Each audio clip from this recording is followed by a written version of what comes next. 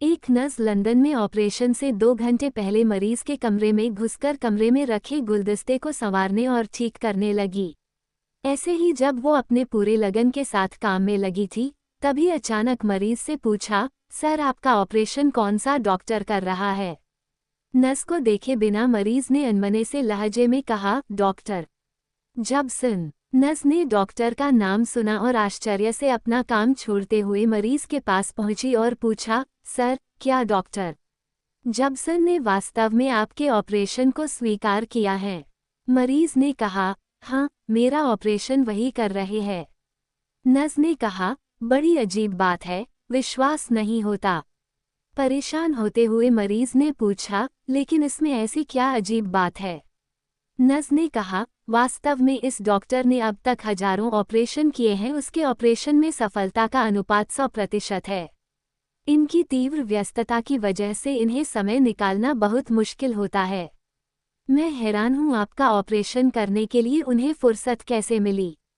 मरीज ने नर्स से कहा, ये मेरी अच्छी किस्मत है कि डॉक्टर जॉबसन को फुर्सत मिली और वह मेरा ऑपरेशन कर रहे हैं। नर्स ने एक बार कहा, यकीन मानिए मेरा हैरत अभी भी बरकरार है कि दुनिया का सबसे अच्छा डॉक्टर आपका ऑपरेशन कर रहा है। इस बातचीत के बाद मरीज को ऑपरेशन थिएटर में पहुंचा दिया गया। मरीज का सफल ऑपरेशन हुआ और अब मरीज हंसकर अपनी जिंदगी जी रहा है। मरीज के कमरे में आई महिला कोई साधारण नर्स नहीं थी, बल्कि उसी अस्पताल की मनोवैज्ञानिक महिला डॉक्टर थी, जिसका काम मरीजों को मानसिक और मनोवैज्ञानिक रूप से संचालित करना था, जिसके कारण उसे संतुष्ट करना था, जिस पर मरीज शक भी नहीं कर सकता था। और इस बार इस महिला डॉक्टर ने अपना काम मरीज के कमरे में गुलदस्ता सजाते हुए कर दिया था और बहुत खूबसूरती से मरीज के दिल और दिमाग में बिठा दिया था कि जो डॉक्टर इसका ऑपरेशन करेगा वो दुनिया का मशहूर और सबसे सफल डॉक्टर है, जिसका हर ऑपरेशन सफल ऑपरेशन है। और इन सब के साथ मरीज खुद सकारात्मक तरीके से सुधार की तरफ लौट आया। काशीपुर में शंकर अपनी विधवा मां के साथ रहता था। उसका पिता उस इलाके का मशहूर ठग था। उसके कारनामों से काशीपुर के प्रायः सभी लोग अवगत थे।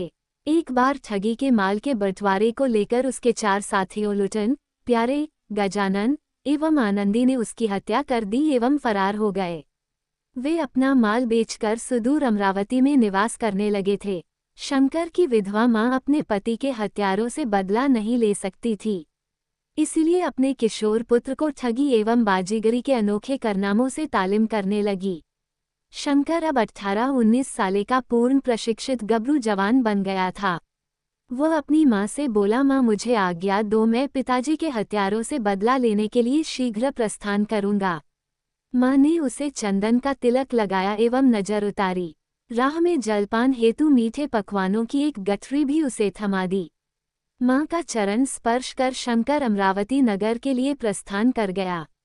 उन दिनों घोड़े हाथी के अलावा कोई दूसरी सवारी तो थी नहीं।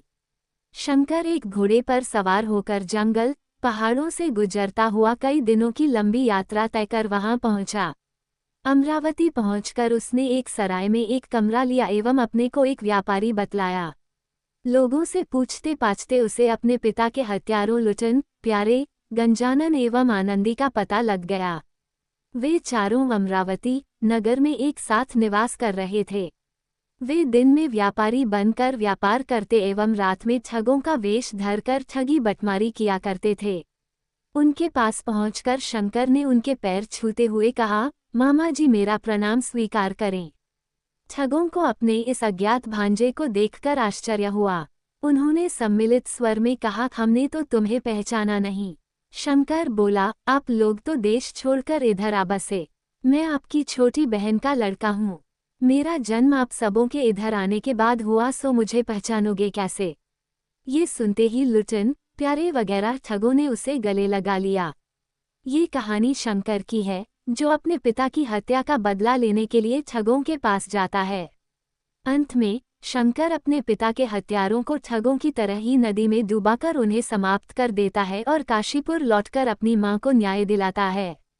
मजेदार हिंदी कहानी, ठगों से ठगी। काशीपुर में शंकर अपनी विधवा मां के साथ रहता था। उसका पिता उस इलाके का मशहूर ठग था।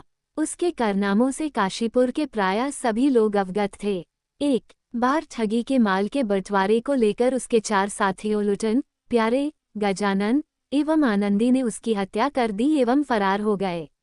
वे अपना माल बेचकर सुदूर अमरावती में निवास करने लगे थे। शंकर की विधवा मां अपने पति के हत्यारों से बदला नहीं ले सकती थी, इसलिए अपने किशोर पुत्र को ठगी एवं बाजीगरी के अनोखे कारनामों से तालीम करने लगी। शंकर अब 18-19 साल का पूर्ण प्रशिक्षित गबरू जवान बन गया था। शंकर बोला, बड़ा अनमोल बंदर है मामा जी, जहाँ कोई संदेश देना हो तुरंत दे देगा एवं वापस लौट आएगा। ठगों ने कहा, भांजे, ये बंदर हमें बेच दो। पहले तो शंकर ना नुकुर करता रहा, फिर मुँह मांगी कीमत में बंदर ठगों को दे दिया। प्यारे ने उस बंदर से कहा, जाकर हमारे घर में कह देना मेहमान आए हैं, उनके लिए बढ़िया खाना बनाकर रखना, हम लोग शाम को घर लौटेंगे। ये कहकर उसने बंदर को छोड़ दिया। वह बंदर भला उनके घर क्यों जाता, वह तो सीधे मुक्त होकर जंगल की ओर भाग गया। कुछ देर बाद शंकर ने ठगों से निगाह बचाकर दूसरा बंदर थैले से निकाल दिया एवं बोला, लो मामा जी, तुम्हारा दूत संदेश देकर लौट आया है, इसे पकड़ो। शाम को जब चारों शंकर के साथ घर लौटे, तब घर पर खाना नदारद था। ठगों ने अपनी पत्नियों को खूब फटकारा और कहा कि इस बंदर के द्वारा हमने संदेश नहीं भेजा था। पत्नियां बेचारी डर कर बोली, हो सकता है हम सब काम में व्यस्त थीं, इसकी बात ना समझ पाई हों, हमें इस बार माफ कर दो। कुछ दिनों के बाद वे चारों शंकर के साथ नदी में मछली मारने के लिए गए। शंकर ने थैले से एक छोटा सा डंडा निकालकर कहा, मामा ये जादुई डंडा है, यदि किसी कारण मैं बेहोश हो जाऊं तो मुझे इसे सुंघा देना, होश लौट आएगा। कुछ देर बाद वह बेहोशी का नाटक कर मूर्छित हो गया। ठग ने उसे काफी हिलाया डुलाया एवं पानी के छींटे मुंह के ऊपर मारे, पर वह तो नाटक किए हुए था, सो उठता कैसे। तब ठगों ने उसके बताए हुए डंडे को आजमाया। डंडा नाक से लगते ही वो उठकर बैठ गया। ठगों ने सोचा ये तो सबसे कमाल की चीज है। उन्होंने फिर मुंहमांगी कीमत देकर वह डंडा खरीद लिया। इस बार फिर ठगों ने नदी किनारे से दूसरे बंदर को घर पर खाना बनाने का संदेश देकर भेजा। ये दूसरा बंदर भी उनके हाथ से छूटते ही जंगल की ओर भाग गया। शाम में जब पांचों घर पहुंचे तब भोजन फिर नदारद था।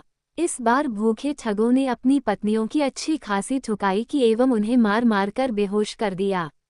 जब हिलाने डुलाने से वे नहीं जागी तो उन्होंने शंकर से खरीदे गए जादुई डंडे को उनकी नाकों से सुंघाया, पर वे तो मार से परलोक सिधार चुकी थीं, उठती कैसे।